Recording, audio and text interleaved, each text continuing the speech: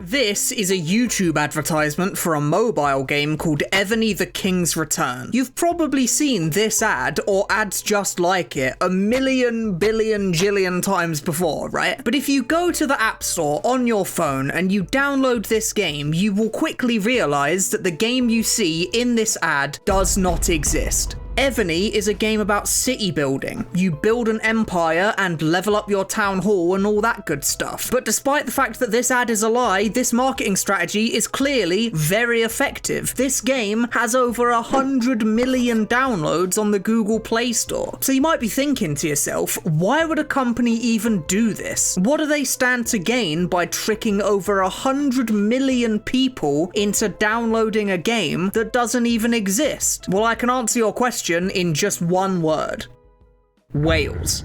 And when you think of whales, you might think of, big giant creatures swimming through the sea, or maybe, the country with hills and sheep and stuff. But a mobile game developer, when they think of a whale, they think of this guy. His name is Daigo, and he is completely and utterly addicted to a mobile game called Fate Grand Order. He spends basically every waking moment of his life playing this game. And at the time of this Wall Street Journal video being released, he had spent roughly $70,000 on the game. So much money that he couldn't actually state an exact figure. And perhaps the most shocking part of it all is that he doesn't regret spending a single penny. This right here is the lifeblood of your average free-to-play mobile game. Maybe your game gets 100 million downloads, but the overwhelming majority of those players won't spend a single penny on your game. Many of them will quit after just a couple of hours. A small percentage of players will spend small amounts of money here or there just to make the game more fun for them. But then a very small number of people will spend astronomical amounts of money on the game. So much money that it makes up for all of the other people who never spent a penny combined. And the more downloads your game gets, the more whales you get. According to some sources, only about 2% of all mobile game players turn out to be whales. Yet they are responsible for spending the overwhelming majority of the money that the mobile gaming industry makes each year. And 2% of 100 million downloads is a whole lot more whales than 2% of 10,000 downloads. So an advertisement like this, which just flagrantly shows you a game that isn't real, is doing its job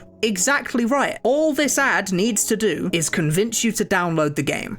That's it. Because yeah, sure, 90% of people are going to uninstall it basically immediately, and 98% of people won't spend a penny. But those 2% make so much money that from the gaming company's perspective, all of this lying and cheating is worth it in the end. And it makes the biggest mobile game developers billions of dollars every year. But you're all probably thinking to yourself the exact same thing right now. This is just false advertising. Isn't false advertising meant to be illegal? Don't these companies get sued into the ground for advertising a game that's completely fake? Well, in theory, yes, false advertising is illegal and it can get you into some serious trouble. But in practice, these companies aren't actually breaking the law. You see, when I said this game didn't exist, I was almost telling the truth, because this game you see in the advert does exist inside of Htwo the King's Return. See, it's a mini game that you can play inside of Htwo. You can play it for free for about half an hour before the levels run dry and you have to start engaging with the base building mechanics that most of the game is centered around. So to any government agency looking in, you didn't technically falsely advertise your product. This game is inside the mobile app that it's advertising. It's not false advertising, it's just disingenuous advertising. And disingenuous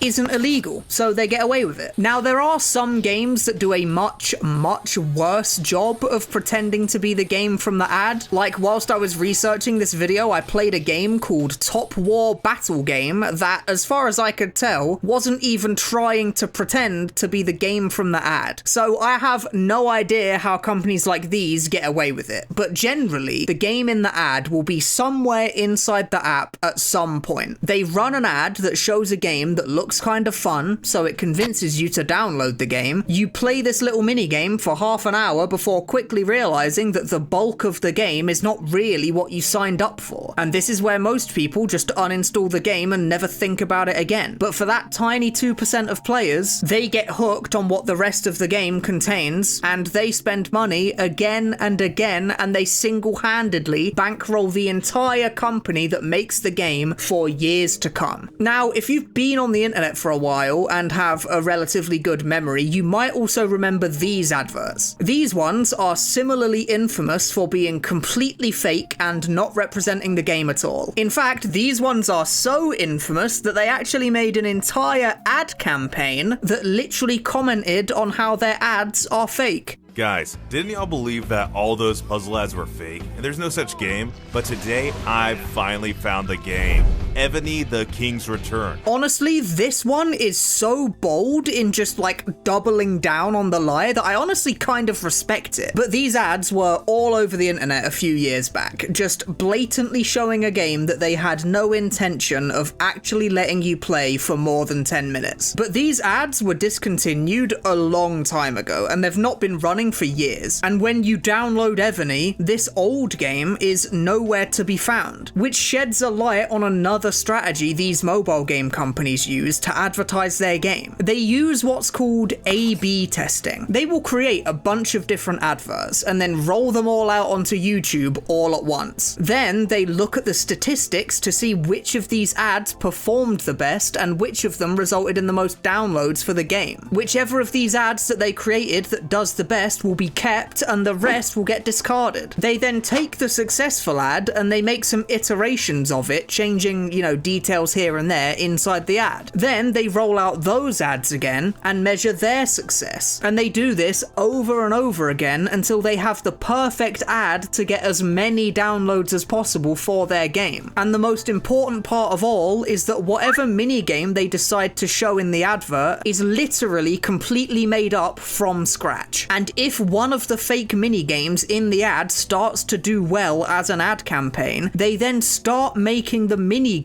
for their app to match the ad. Funnily enough, most products usually start, making the product first and then they make the ad to reflect the product. But mobile game companies start with the ad. And the moment this ad stops working as well as it used to, the moment people start to catch on that the game they're being advertised is completely fake, the company then changes their entire ad campaign, make a brand new ad with a brand new fake game and spread it far and wide, starting the cycle all over again. Now, whilst I was researching this video, there was one thing that I just couldn't get my head around for the longest time. If you're a mobile game company and you have an ad that looks like this, that is insanely popular, why not just make your entire game look like this? Like, it's clearly super popular. People like it a lot and it convinces them to download your game. And there are literally thousands of negative reviews on the App Store page talking about how mad they are about the false advertising. So if you get all this backlash from your scummy marketing strategy, why not just make the entire game be just like the super popular ad campaign that your team came up with? Well, this is where we get to the saddest and most insidious part of the story. You see, whales are only half of the money-making strategy that these game companies employ. Because even if you get 100 million downloads on your app, even if 2 million whales rock up to your app cash in hand, you still have to convince those whales to spend their money in the first place. And this is where we get to the nasty part. The reason Ebony is a base builder, and the reason it's been a base builder for its entire lifetime, is because the base builder game is created from the ground up by very intelligent people with one single goal in mind: to be as addictive and manipulative as possible in order to get you to feel pressured into spending your money. And once you've started spending your money, it's designed to keep you spending it over and over again. Whales aren't just whales because they're stupid and have too much money on their hands. They're whales because they are unfortunately addicted to a game that they are willing to waste tens of thousands of dollars on. And this little mini game of enemies running down the lanes at you just isn't good at making whales spend their money. It's very good at convincing people to download a game. It's fantastic marketing. fun. But the downside of this minigame is that it's hard to monetize, whereas a base builder or an anime RPG is incredibly easy to monetize, and they use all of the nastiest little tricks in the book that you can possibly think of to manipulate people into spending their money. They slow your progression through the game to a crawl and then offer you the ability to buy your progression back. They intentionally don't make their games too skill-based so that you'll be more willing to just buy chances to win. They offer you limited time deals to make you feel pressured into spending money literally right now, or else the deal goes away. They make desirable characters, skins, or items impossible to directly buy and make it so that the only way to access them is through loot box mechanics that are completely random. In fact, there's this really scary, disgusting video on the internet called Let's Go Whaling, where this guy, this evil, dirty fucking bastard of a man, goes on a massive 20-minute talk about just how he monetizes a mobile game. And it is genuinely like staring in the face of Satan himself. I won't go over the entire video here, I'll just link it in the description for you to watch the whole thing, and I really do recommend you watch it, because he goes over every dirty little trick in the business that mobile game companies use to pathologize spending money. And after you've finished watching that video, and after this guy has made you really angry, just think that there are dozens of people just like this guy that work at the biggest and most profitable gaming companies in the world, and they spend every moment of their working lives trying to weasel their way into your mind and into your wallet. So that is why the mobile game company can't just make their entire game look like the ad, because the game in the ad looks much more fun to play, but it's much worse at slyly convincing people to part with their hard-earned cash. And you might be sat at home thinking to yourself, well, I would never be dumb enough to fall for this stuff. I have never spent a penny on a mobile game in my life. And that's just the thing. Because you're probably right, you probably wouldn't fall for this stuff, but there are people out there that do, and they fall for it really hard. And as much as you might not want to admit it, those people are just like you and me. They're not dumber than you, they're not necessarily less able to see it for what it is than you are, they're just more prone to falling into these addiction traps than you are. They are being manipulated in one way or another by a bunch of people in suits, just like this fucker, who spend their lives abusing quirks of human psychology to make themselves insanely rich at the expense of everyday people just like you. So if you're ever watching YouTube and you see a mobile game ad that looks appealing to you, please, for the love of God, don't click on it, because clicking on it is exactly what they want you to do. Thanks for watching.